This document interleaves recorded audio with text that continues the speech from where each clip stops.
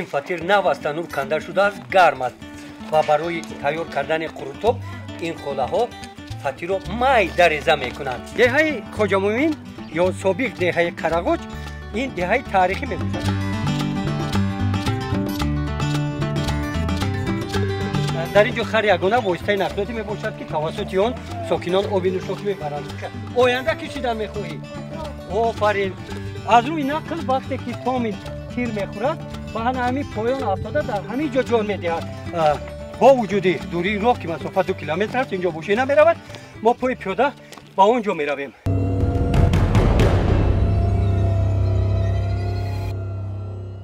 درود بر شما هموطنان عزیز. در دایره سلسله برنامه‌های قصه‌های مردم کوهستان این نوبت در باره دهه خواجه مومین سابق دهه قرغوچ ما معلومات می‌دهیم. این دهه از مرکز شهر دوشنبه در مسافت 180 کیلومتر و از ناحیه واسه مرکز ناحیه واسه در مسافت 12 کیلومتر واقع است. رفتیم.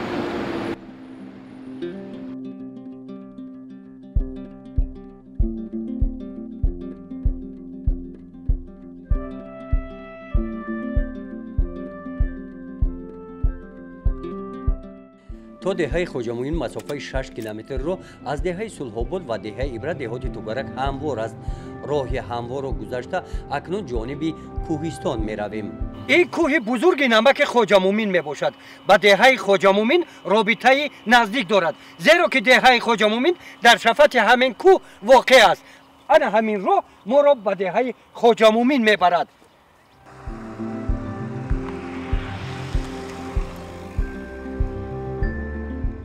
در این سفر ما رو همراهی کنید.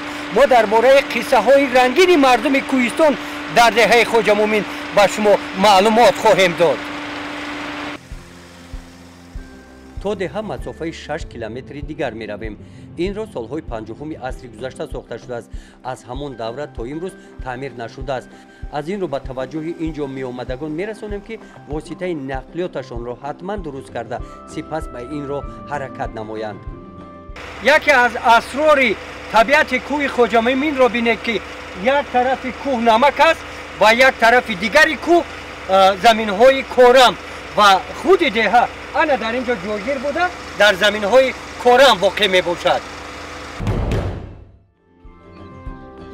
دهه خواجه مومین سابق دهه قرغوچ از این بلندی همین طور می نماید. در دهه 130 خواجگی عمر به سر میبرد. شماره اهالی 1700 نفر را تشکیل میدهد. این راه مرکزی دهه خواجه مومین میباشد.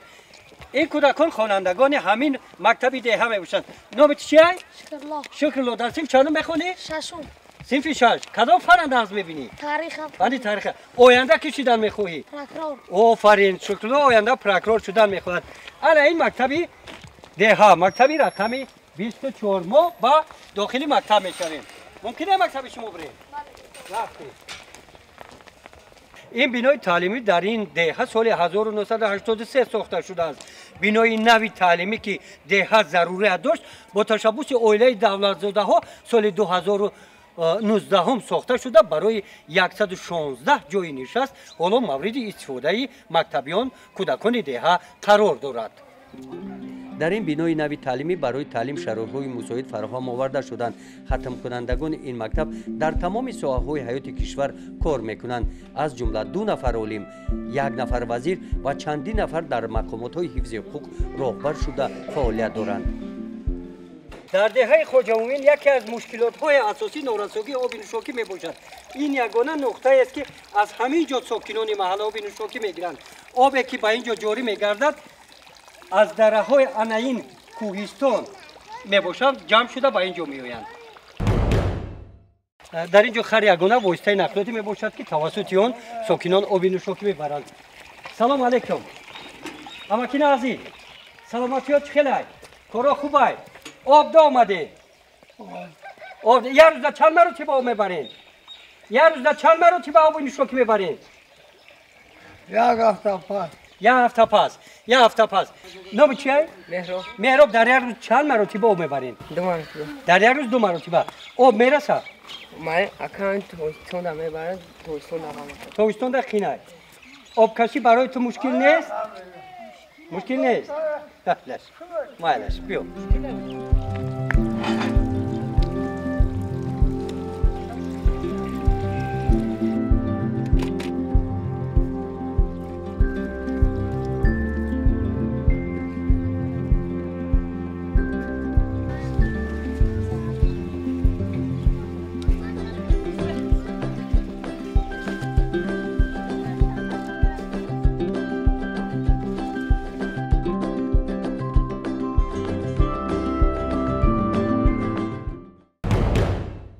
تقریباً 2 کیلومتر دورتر در بالای دهه قراقوچ خوجامومین امروزه سالهای 80 گیولوگ‌ها نفت پیدا کرده بودند و در اونجا حتی از روی بعضی معلومات نفت هم کارکرد شده بود. بعد سالهای 90 این کار قطع گشت. با وجود دوری راه که مسافت 2 کیلومتر است اینجا بوشی نمی‌رود، ما پای پیاده با اونجا می‌رویم.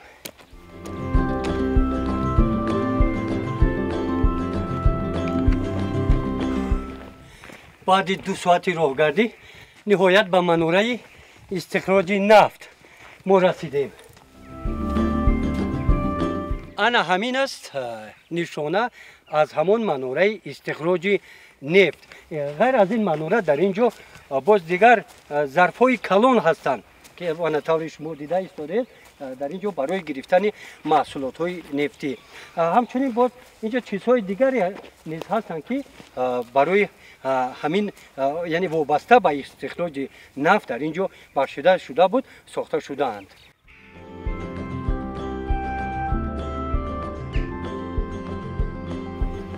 از روی اطلاع ساکنان این محله از اینجا نفت هم یافته بودند، لیکن از آن همین نشانه باقی مانده است و خلاص.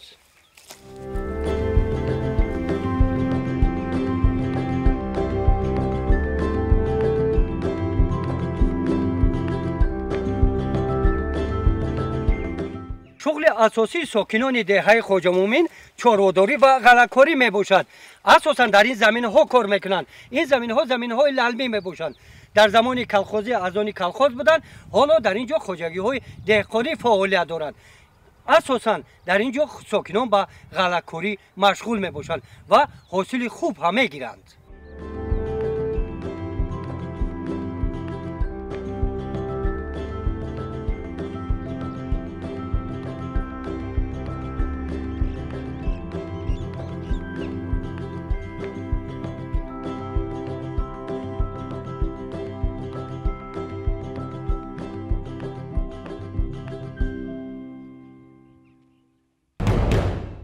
دهه خوجامومین یا سابق دهه قراقوچ این دهه تاریخی می باشد. اگر به تاریخ 100 سال پیش این دهه نظر نماییم، این دهه از جهت استراتژی موقع مهم داشت. در دوره برقرارسازی حکومت شوروی شتاب یکی از کمبریک های معروف شوروی کمبریک تومین در همین دهه انا در اونجا جایگیر شده بود.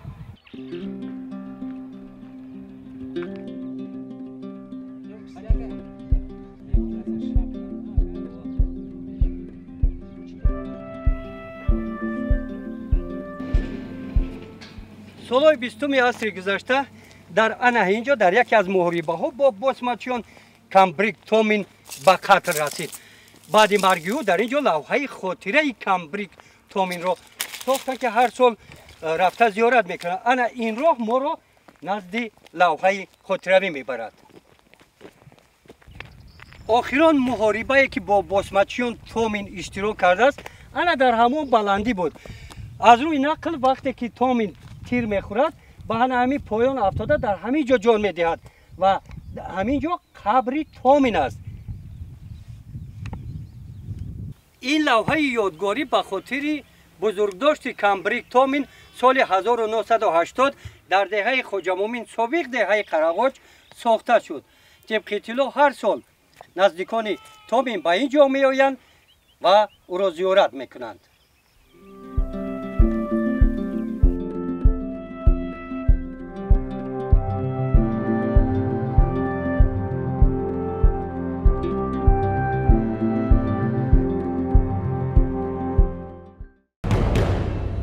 در این دهه یکی از طعام‌های مردمی قروتوب رو خوب تیار میکنند و این لحظه ما به خونه یکی از ساکنان این دهه میرویم. سلام علیک. وعلیکم السلام. نازن اکا جون. رحمت اکا. ممکنه اوخی؟ رحمت بین اکا. سلامت باشید. خوش آمدن اکا. در این دهه وقتی که مهمان به خانه اومد در هر یک خانه یک حجره برای مهمانخانه است. این لحظه ما به مهمانخانه میرویم. رحمت اکا. رحمت زدین.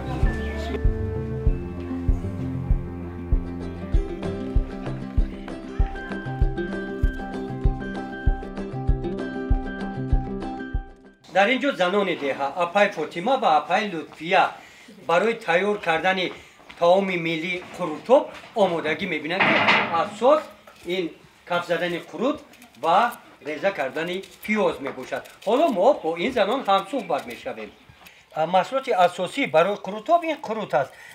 در اینجا طوری که شما میبینید این قروت های جرغاتی هستند. اگر این قروت های سفید باشند قروت های دوغی میباشند. در این باره باید اپای رعنا معلوماتی بیشتر داده میتواند. مرحمت شما برای تیار کردن قروتوب از کی آماده میشوید؟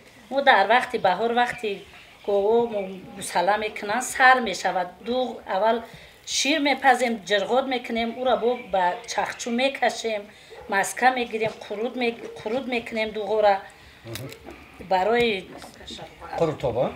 قروتوب هم جرغاتی میکنیم قروت هم دوغی. آواز اپای رعنا مثال قروتوبی از قروتی جرغاتی و دوغی چی فرق داره؟ کدامش بهتره؟ بهترش همون قروتوبی ای جرغات که مسکه داره. انا ای دوغیش مسکهش میگیریم بعد قروت میکنیم. هر شمنی میشوه و که دوغیش با مزه تر میاد. در خودجمومی کدامش بسیارتر میکنن؟ قروتوبی جرغاتی یا دوغی؟ دوغی را بسیار میکنیم. دوغی را این مرکای کلان داره. در خونه در اوله چی؟ هم هر دینمون چه استفاده میبریم. نه که خوشخور با مزه ترش قروتوبی جرغاتی است. انمی قروت از همین قروت ها این اپای فاطمه وزید کاف زده استن الکی قروتوب تیار کردن. قروتوب یعنی یک محصولاتی قروتوب. اگر مرکت کلانتر باشه 15 کیلو، خیلی معده‌تر باشه با کمتر 10 کیلو 8 کیلو اکو وابسته به همون چیته مرکت پیازه قدر ریزه میکنه. در یک مرکه قروتوب تقریبا چقدر آدم میآید؟ میآید 20 نفر 30 نفر اکو وابسته به خطه که چند قدم میره فیرود کنید. قروتوبی که در دهه خودجمومین در دهه شما تیار میکنند نظر به قروتوب های دیگر دهه های مثال پویان چی فرق داره؟ فرقی بسیار داره. مثال ما همون دوغ روغن همه چیز خودمونه استحصالی خودمونه خوجاگی خودمونه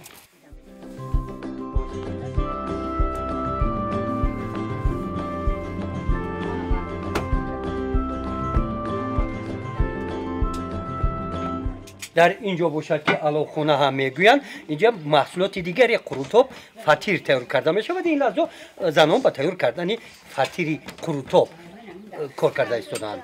در تیار کردن فطیر قروتوبی اپای اویجومی کدبانوی در دهه کدبانو است. همین شما گوید اپای اویجومی که چه خیلی فطیر قروتوبی تیار کرده می شود. فطیر قروتوبی را ایار گوسیابی تیار میکنیم. ما خیلی به خمیرمون به چی خیلی میبندیم. از فطیر شکروبی فطیر برای قروتوب یکم فرق داره؟ و فرق داره. کدام فرقش در چه؟ اوخی این گندمی فطیر رای. این اردی گندمی هست. و انا فطیر رو خمیرمون میدوزیم چی میدوزیم. اپای جنبی شما ارد میخرین؟ یا اردی محصول یه ارد محصول نه گندمی خودمون استحصال کردگی. گندمی خودمون بهترین یعنی فطیر گندمی باز بهتره یا؟ نه فطیر گندمی بهتره خروشورده.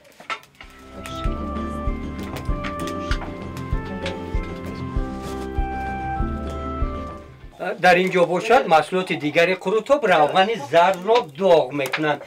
اپای رو بگیم شما روغن رو داغ میکنید. مرحمت این کار چه خیلی انجام میده؟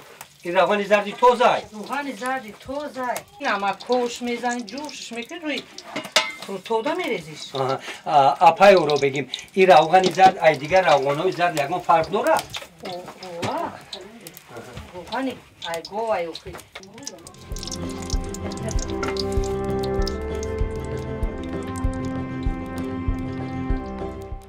این فطیر نو از تنور کنده شده است، گرم است و برای تیار کردن قروتوب این خوله ها فطیر رو میده ریزه میکنند و میده کردن فطیر هم کاری سرجمی رو طلب میکند.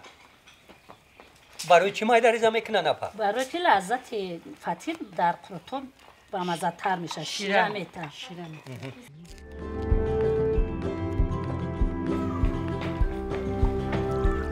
اکنون وقتی که همه محصولات های قروتوب تیار شد، خوله ها به تیار کردن قروتوب شروع میکنند.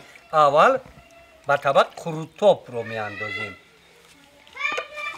بعد قروتوب محصولات دوم فطیر رو فطیر. بید من شما رو کمک کنم. فطیر نگه فطیری میده ریزه کردگی قروتوب خودش هم قروتوب هم کمتر گرم.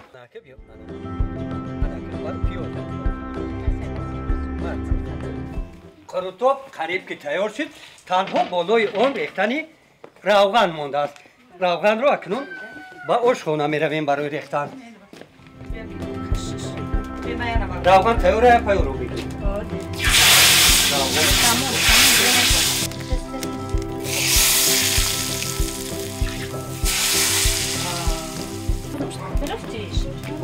قروتوب برای استعمال آماده است. بی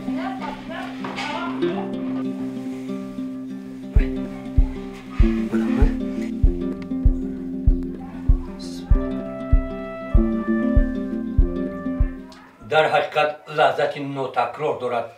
اگر گذرتون به دهه قرغوچ، دهه خواجه مومن ناحیه وسه افتاد، حتما لذت قروتوب خواجه مومن رو چشید. در اینجا برنامه ما خاتمه می‌یابد. برنامه دیگری ما از دهه دیگری کوهستان تاجیک قصه خواهد کرد.